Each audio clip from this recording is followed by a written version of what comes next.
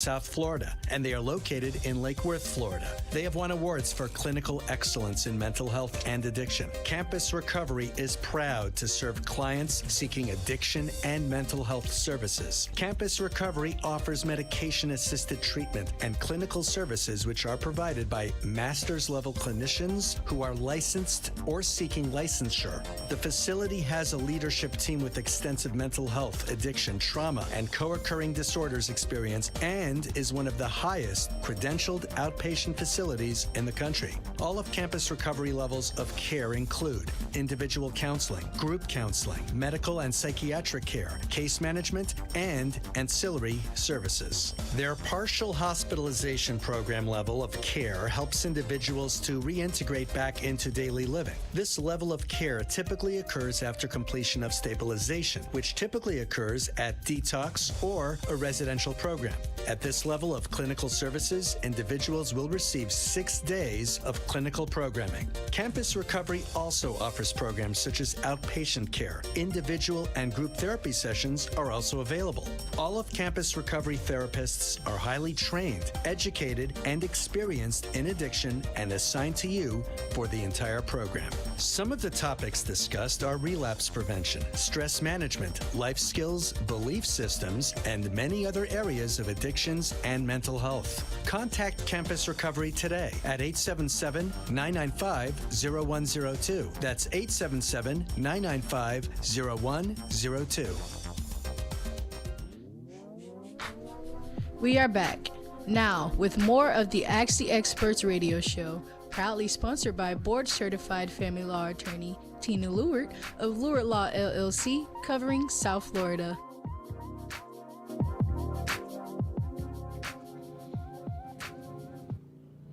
And we are back. This is the Ask the Expert show. We're with you every Thursday night from 6 to 7 during drive time. And I want to thank everybody. Last week, we must have received about close to 30 emails. That's a lot in our business. It was some of the greatest letters, and we are going to start posting them on our website. Tonight is a very special show. It's special because there is an epidemic out there, and you keep hearing about fentanyl, and there's people, because you just look at the stock market and can become an addict. Things aren't really good out there, but you know what? Nothing is worth giving your life up or getting addicted to drugs. And we're going to be talking to tonight. We're going to talk to Client Care Coordinator Evan Frizzell. He is with PAX Campus Recovery Center. And I'll never forget them because we have had so many people ask us to add a show like this. And they were the first ones to step up to the plate. You know, especially in this field, I was just talking to Evan. He gets all the phone calls. You call over there, especially 2 o'clock in the morning, he's going to answer the phone. And he's giving up 30 minutes of maybe being on the phone with somebody. So we're so glad to have Evan Frizzell. I'm so glad to be back with you tonight, Steve. It's always a blessing and an honor. You know, I got to tell you, the emails that we got, people love the way you communicate. Because, first of all, and I wouldn't say proud, but you had a problem at one time. Yep. And it must be such a great feeling to just touch one person. Yeah. Yeah, no, absolutely. It's something that I still sometimes can't wrap my head around.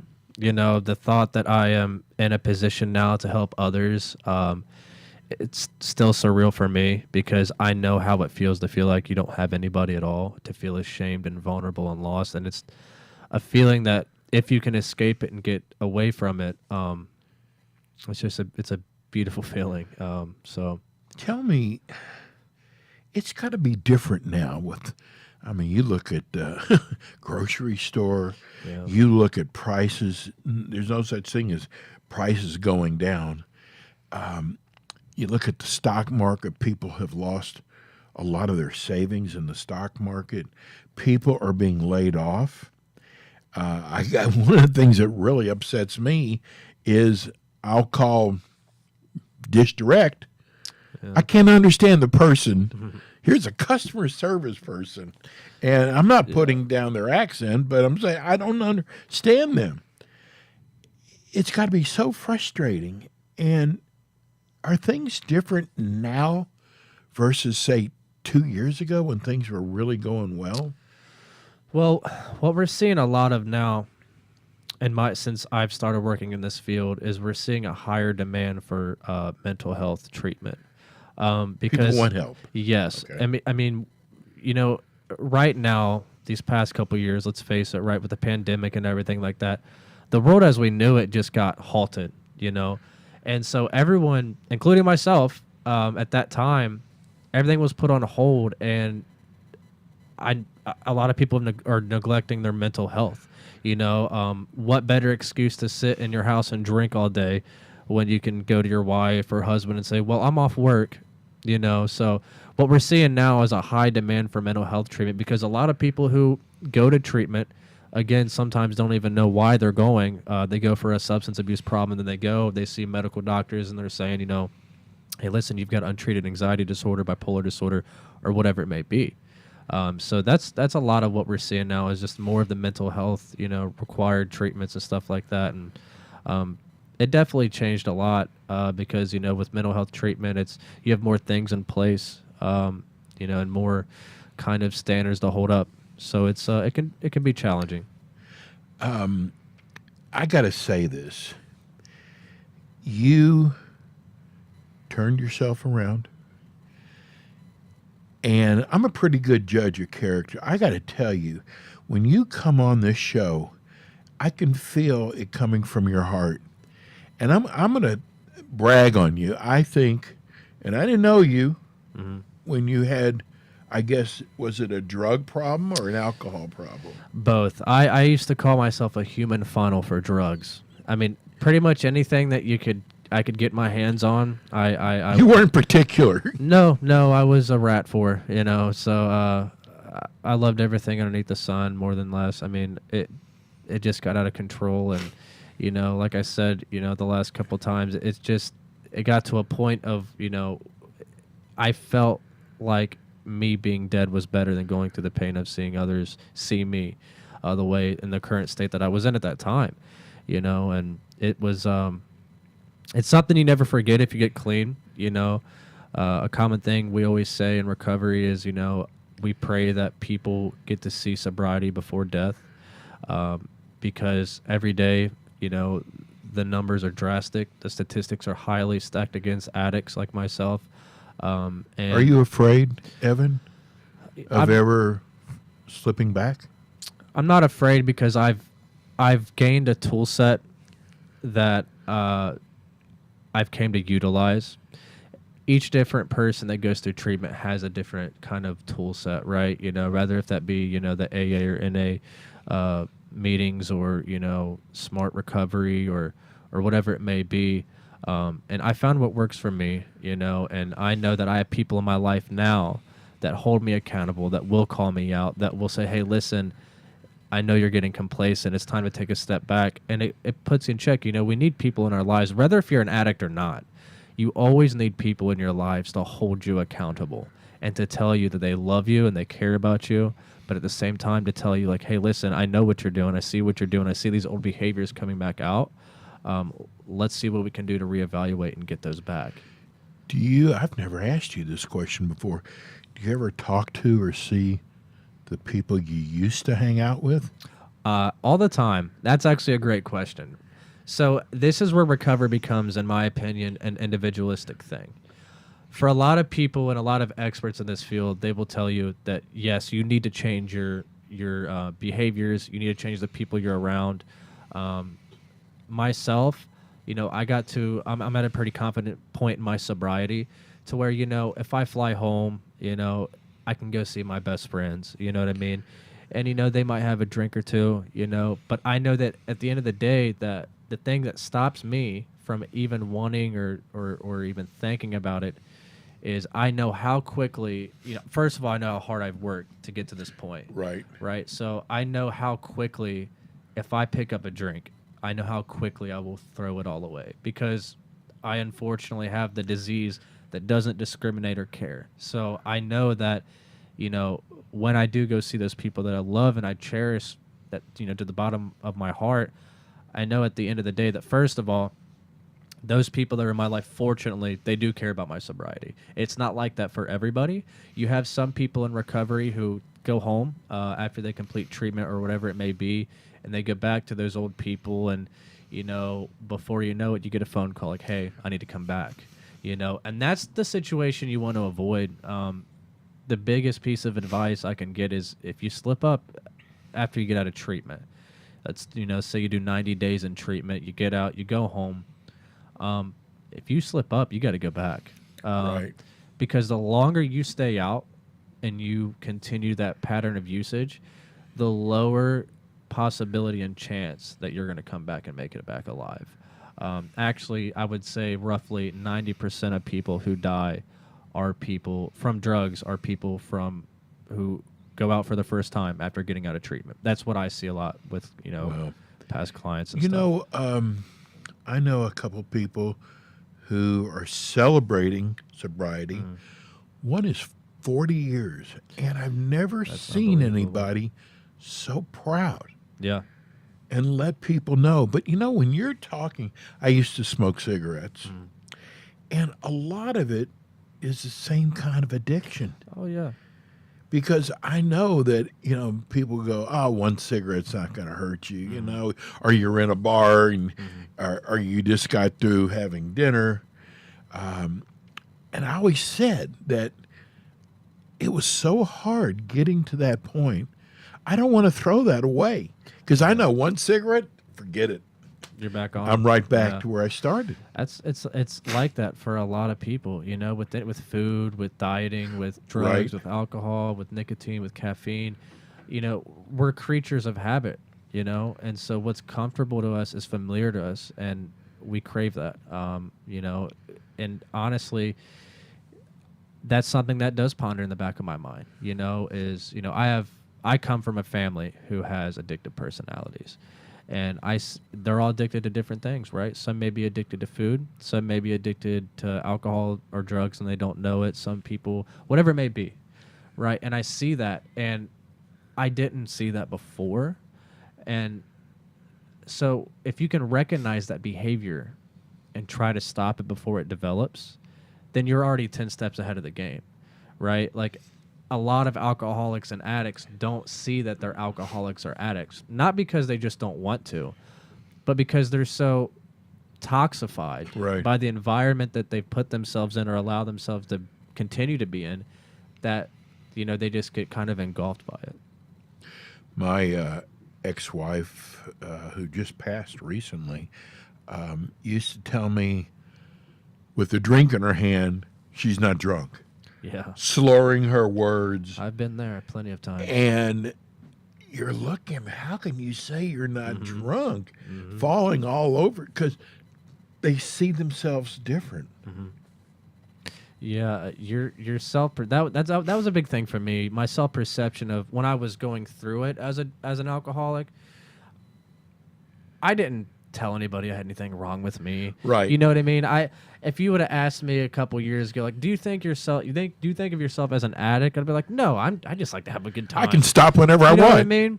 But then the reality would set in that I knew that when I put that drink down, if I didn't have another one for 12 hours, I would have seizures. I would have severe panic attacks, rapid hallucinations, no appetite, just things that I would not wish on my worst enemy. I mean, it's an intense feeling, and I'll just say it this way: getting sober it's not for the weak. It's so hard, and that's why But you've proved it can be done. Yeah, it's achievable if you want it. If you want sobriety, you can achieve it. but you can't do it for anybody else. You certainly can't do it for your kids. You can't do it for your wife. You can't do it for your family.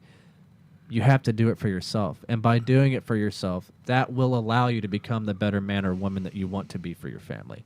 So, You know, my kids used to tell me, little kids at the time, tears in their eyes, Daddy, please stop smoking. It's going to kill you. And you think, wow, that is gut. And it didn't. I was, the next day I was out smoking again. But let me ask you this. When someone calls, they normally will get you at PAX Campus Recovery Center. Do you turn them over to somebody, or do you actually talk to them? So when they call the number that's on the screen right there, that goes directly to the phone I have in my pocket. I answer it. There's a team of me and 2 of my colleagues, and it goes to my phone first. It rings for 8 seconds. If I don't answer, it then goes to my colleague and then to my other colleague. Wow. So it's on a constant cycle. Our phone line is open 24 hours a day, 365 days a year. And yeah, we get quite a bit of calls. So what happens is usually they'll call in when they're at that point like I was, where it's like, hey, I need help. And since we're a PHP and IOP level of care, which is the last 2 stages of treatment that you do before you complete treatment, I would say a fair amount of them need detox and residential. So that's where things come into play, where you have other facilities that you work with that offer those level of cares, and you refer them to their facility. Because I'm sitting out there, I'm listening to the show, and I'm listening to Evan Frizzell, and I'm going, he can help me. Yeah. Because you've been through. Listen, we just talked about your father passing because of drugs. Yep. And you've been through it all. You know what? I would rather talk to somebody that I know really and truly understands what I'm going through. Yeah, it's easier to relate to someone who has been through it than not. And I know how it feels for both, because I've had a guy who's never been an addict try to relate with me. And it's not that, it was his fault, right? But, common experiences between 2 people often have a strong ground of foundation for one another when it comes to communication. Right. And so, when I made the call to go to treatment, I was severely intoxicated. I called, and the guy I was on the phone with, I couldn't tell you his name to this day. I don't remember. But that poor guy, when I called, I remember at 2 a.m. me crying hysterically, to saying, I need help. I don't want to die. I need help. And him saying, listen, how drunk are you right now? And I told him, like, well, I'm about a case of beer deep, about a half gallon of whiskey deep. And he said, brother, I used to do that every day. He goes, I know what you're going through. And I would tell you, as a human being, I had never felt in that moment more of what I considered a spiritual kind of awakening. Because I was sitting there like, here I am in a different state than this man, who knows where he was from. And he's sitting here telling me that he's here for me and that he understands. And that alone had me convinced that, like, this is time. This was my sign I needed. I need to get help. I want to see sobriety. I am a prayer counselor at one of the largest churches, non-denomination churches in Florida, not just South Florida.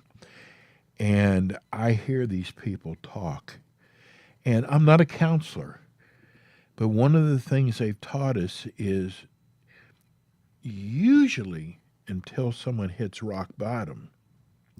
But everybody's got a different rock bottom.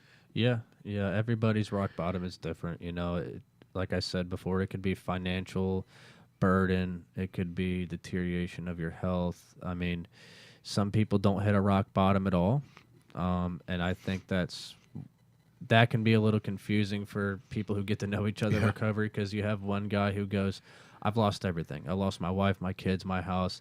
And then you have, an 18-year-old kid that goes, my mom just wanted me to come here, But I tell you what, they end up loving each other. You know why? Because they know that at the end of the day, that this is all they've got. And they've got to either get sober, or they know what's going to happen. And I've said it before, the only 3, I've tried every which way.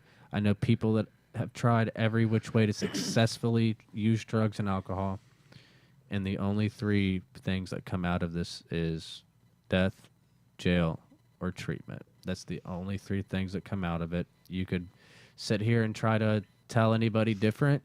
I've seen it. I've lived it. I've been to jail. I've been to treatment, and I've about died. I had my first heart attack at 18 years old. Wow, so we never knew that. From cocaine, Adderall, things that my mom doesn't even know I was doing that she's listening to right now. God bless your heart, Mom. Happy belated birthday. We love you, Mom, Yeah. what you went through. Yeah. But you did a great job, She though. did, man. I tell you, I am so blessed today. And that's the hard part about getting sober is when you get sober, the more time you get, the more you realize how much you are worth to your family. Because I did so many things that I am so ashamed of to my family and friends that it was just unreasonable. And the fact that these people are still a part of my lives, it just blows me away. And I tell my mom every day, I tell her my dream is to give you the world, because I want to be the person for my mom that, she needed from my father.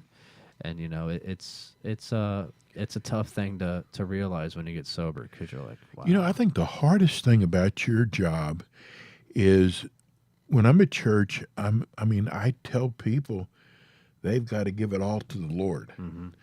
And I've got a lot of Jewish friends, and they don't understand what that means. Right.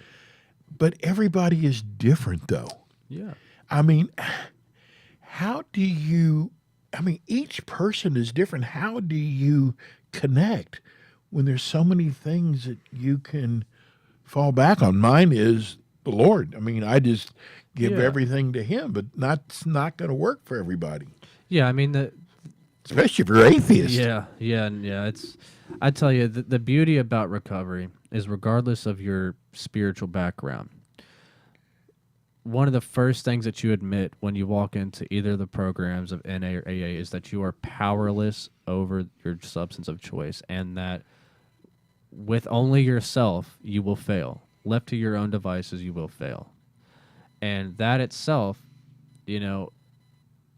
requires some sort of higher power, rather if that's nature or God or Buddha or whatever it may be. A lot of people, I can't tell you how many times I've come into treatment completely atheist, some Satanist, and they leave and they have a reformed kind of religious view because they know that, like, their way hasn't worked. Yeah, their way hasn't worked. And like I said this a couple months ago on here is, I know people who went to treatment to prove it didn't work. I know people who went through the steps of recovery to prove it didn't work. And now those are the people that are celebrating 10 years, 5 years, 15 years. And it's absolutely insane. That's what I recommend to every person that's going through recovery to go through the steps. This is, if I was in my car now and I'm going, hey, I've got a friend of mine that, has an addiction, or might have a family member does, and we're not having any success getting to them. Mm-hmm. But Evan makes so much sense. Yeah. And this is why you need, I've even skipped your commercial tonight because this is so important. Give everybody your phone number. Yeah, so the number you see on the screen, which is the 877-995-0102, that phone number goes directly to our admissions line, which then will get you connected with me. I will be the first voice 99% of the time that you'll hear. If you are struggling at all, no matter where you're hearing this, my personal number is 561-310-2923. And if I don't answer you, I will call you back because I am a maniac for recovery. And right now, in the state that the world's in, we need love and we need peace and we need togetherness. And that's just it's just the way it is right now. I'm going to say something I have never done on air. I'm going to do it tonight. Sometimes when you're arrested and go to jail, you really don't know if you've never been to jail. You don't know what to expect. I did have a wacko ex-wife in my life that caused me to go to jail for about a week. And I got to tell you, even though I was in minimum security, there is nothing minimum. I'm going to tell you, it is the worst experience of your life. So to think that you can beat this if you go to jail and you're going to come out and go back to doing what I am telling you, you don't want that to be a way of life for you. No. And because I get at church, I get people all the time saying, "Oh, my daughter or son's in jail," and it's usually from addiction. Yep. You see a lot of drug-related, especially down here in Florida, a lot of drug offenders that are going to jail. And the good thing about us is, as a facility, is if you give us a call or anything like that and we can assist, let's say the court orders you like to do 90 days in treatment, we are in constant contact with your lawyers. We're providing them with your drug tests, your progress, your financial, whatever's going on. We provide them with all of those things. So, Well, it's called PAX Campus Recovery Center. They're in Lake Worth. And I got to tell you, man, I have loved having you on the show. Let's give everybody your phone number one more time. Yeah, so again, my number, again, the one you see on the screen, the 877-995-0102, that goes directly to my phone. If I so happen to not answer that phone, you can also call 561-310-2923, and I am on call 24/7. So if I'm not sleeping, I will answer your call. Well, I could go 3 hours talking with you. I can't thank you enough. Boy, I tell you what, I think we have touched somebody. I know you've been getting phone calls, but we're going to be back with you again next week with more Ask the Experts. And again, I just want to thank Evan again with PAX Campus Recovery Center. We'll see you all next week. Thanks for tuning in. God bless.